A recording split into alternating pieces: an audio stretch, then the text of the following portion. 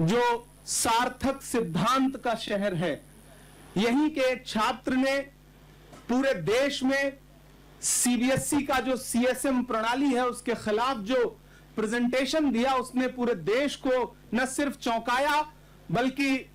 Parliament की standing committee ने बुला करके सार्थक से वो प्रेजेंटेशन भी देखा और सार्थक ने यह साबित किया कि सरकार छात्रों की आवाज को दबाने का कितना भी प्रयास करे, लेकिन सुदूर अंचल से, दिल्ली से दूर किसी सार्थक की एक सार्थक आवाज उठेगी और सारे सिद्धांतों से अलग खड़ी होकर के ये बताएगी कि सरकार किस तरह से शिक्षा के भविष्य को चौपट कर रही है और शिक्षा की पूरी प्रणाली को बर्बाद करने पे लगी हुई है। पेपर लीक एक बहुत बड़ा मुद्दा है देश के युवाओं के लिए, छात्रों के लिए। 23 लाख छात्र नीट की परीक्षा की तैयारी करने वाले जिस तरह से पेपर लीक से परेशान हुए, वो महज एक घटना नहीं है, वो ये दर्शाती है कि सरकार का कोई ध्यान ही नहीं है, कोई जवाबदेही नहीं है। शिक्षा के बर्बाद होते और पेपर लीक होते, इस पूरे जो पूरा मंजर है, जो पूरा प्रकरण है, इससे सरकार को कोई फर्क ही नहीं पड़ रहा है। देश के शिक्षा मंत्री के कान पर जूं तक नहीं रेंग रही है। प्रधानमंत्री जी ने पिछले 8 वर्षों में 9 बार परीक्षा पर चर्चा जैसा कार्यक्रम किया, छात्रों से संवाद किया और इवेंट बना करके परीक्षा पे चर्चा करते हैं वो। लेकिन जब 23 लाख छात्र प्रभावित हुए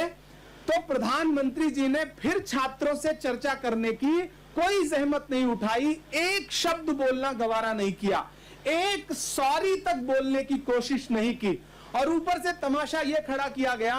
कि हम वायुसेना के विमान से पेपर भेज रहे हैं, हम एयरपोर्ट पर 45 मिनट बैठे हैं ताकि छात्रों को आने जाने में दिक्कत ना हो। यह जो इवेंट खड़ा किया जाता है वो दर्शाता है कि सरकार का ध्यान इवेंट बनाने पर है, ना कि परीक्षा के पेपर लीक को रोकने पर है। सवाल यह नहीं शीशा बचा के टूट गया, सवाल यह नहीं शीशा बचा के टूट गया, सवाल यह है कि पत्थर किधर से आया था। आज लोग इस पर चर्चा कर रहे हैं कि सरकार ने वायुसेना के विमान से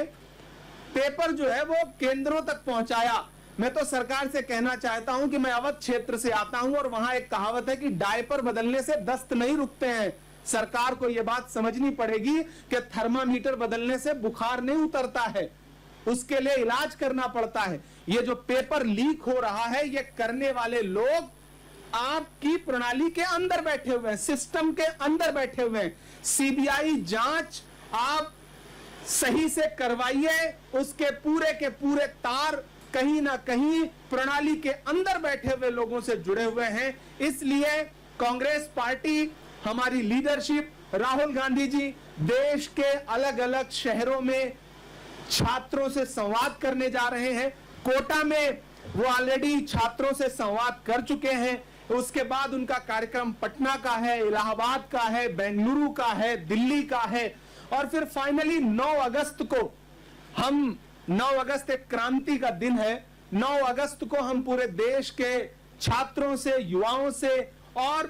पेपर भर्ती लीक, पेपर लीक, भर्ती परीक्षाओं के पेपर लीक और सारी प्रणाली की खामियों के खिलाफ छात्रों से आह्वान भी कर रहे हैं कि दिल्ली आइए, दिल्ली चलिए और दिल्ली में इकट्ठे होकर के सरकार को बताइए कि आपकी जो शिक्षा प्रणाली है वो सिर्फ